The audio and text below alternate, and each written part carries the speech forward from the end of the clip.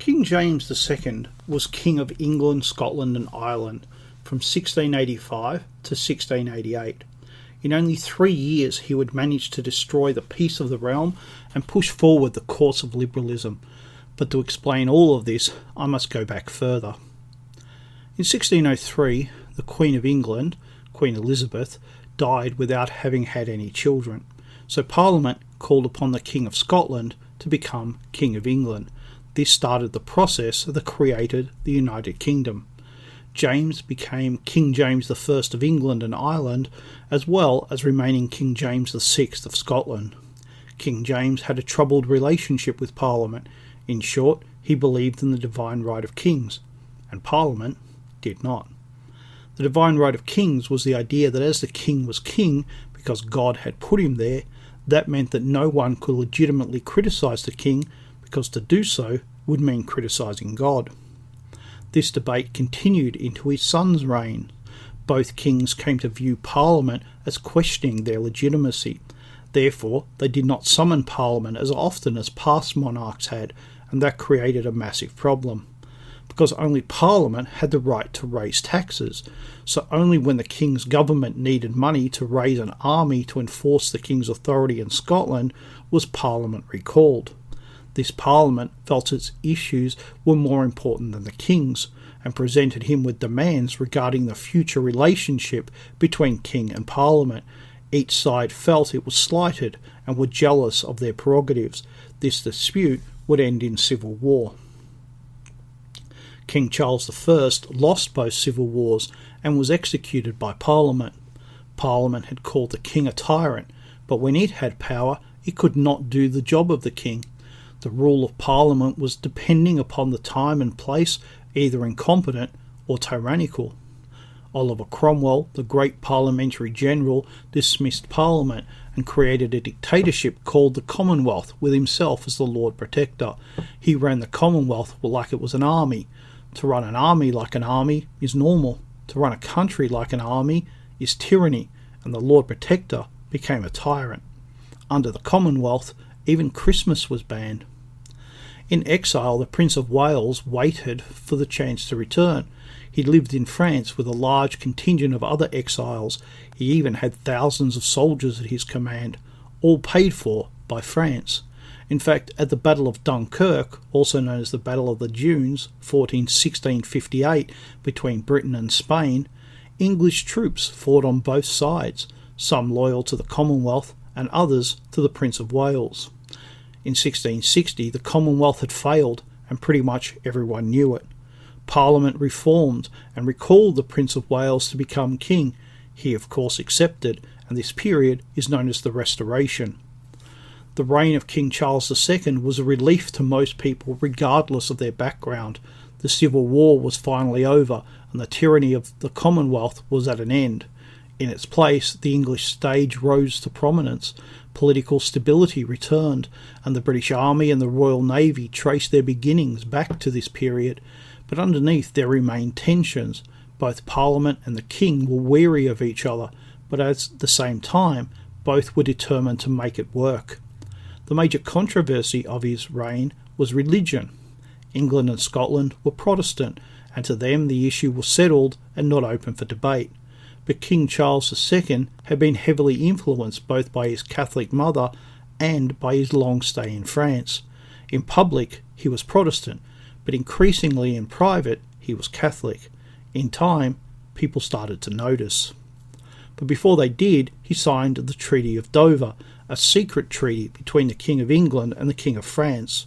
The treaty was designed to destroy the Netherlands, but it also included this clause: the King of England will make a public profession of the Catholic faith and will receive the sum of 2 millions of crowns to aid him in his project from the most Christian king in the course of the next 6 months. The date of this declaration is left absolutely to his own pleasure.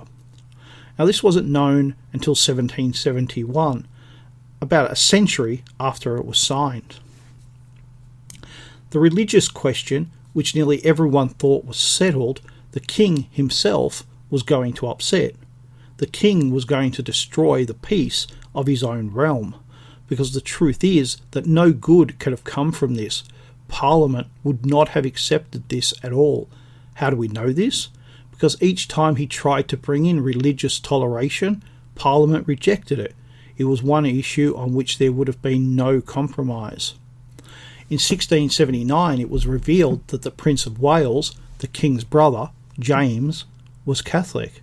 This led to the formation of political groupings either supporting or opposing him: the Tories and the Whigs. The Whigs opposed him, and their opposition was so extreme that some were executed. In 1685, King Charles II died, and on his deathbed he was received into the Catholic Church. His heir was already known to be Catholic, so now both people and Parliament, overwhelmingly Protestant, were presented with the news that their beloved king had converted to Catholicism on his deathbed, and their new king was also a Catholic. It was not welcome news. It was seen as a betrayal. But Parliament did support King James II. What they wanted was a private Catholic. What they got was a very public Catholic. In the first year of his reign, there were two rebellions, one in Scotland put down quite easily, and a second in England known as Monmouth's Rebellion. The Duke of Monmouth was Charles II's oldest illegitimate son. The army stayed loyal to King James and defeated the rebellion. Within a year, things were to change. The king wanted a larger army, which was unpopular with both people and Parliament. He refused to compromise with Parliament, and except in his first year, he did not call it. He accepted an ambassador from the Pope and began to put Catholics in positions of power. Most of the new officers in the newly raised regiments were Catholic, but even worse, he began to remove Protestants from office so he could install Catholics. The peace that had been achieved between his brother and Parliament, he himself was destroying. He created this situation all by himself. No one forced him to upset his realm. Neither the people nor Parliament wanted a Catholic king, but they accepted him because he was the rightful king. But loyalty is not one way. The king must also be loyal to his people, and the simple fact is that he was not loyal. He sought to undermine his people and to convert them to a religion that they had already rejected. Whether they were right or wrong to reject, that's another issue. The fact remains that they had rejected it. In 1688, the Whigs contacted William of Orange and asked him if he would become the new Protestant king of England, Scotland and Ireland, to which he agreed. He raised an army, nearly all Dutch, and landed in England. This invasion is known as the Glorious Revolution because there was hardly any violence. Instead, the army refused to fight to defend King James II, and so did everyone else. Instead, he went into exile once again. His cause would be known as the Jacobite cause and would continue until his son, known to history as Bonnie Prince Charles, died in 1789. And there you would think the issue would be at an end. But no, there are always people who think that the current monarch, Queen Elizabeth II, and her family are illegitimate. People who think that because King James II was overthrown, he remains legitimate. But just as man must be loyal to the king, so must the king be loyal to his people. King James II was not overthrown because he was Catholic. He was overthrown because he was disloyal. He sought to take from the Protestant majority and give to the Catholic minority. We see that today, where our governments take from us to give to others. It was just as wrong then as it is now. I would also like to address one further issue. There are those who read this and who think that this is anti-Catholic, but it would be just as wrong for the king of a Catholic country to betray his Catholic subjects. Loyalty is not just something that we give, it is something that we need to be given in return. It is not an optional extra, it is of vital importance.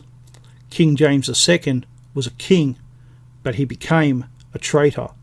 Long live Her Majesty, Queen Elizabeth II, Queen of Australia.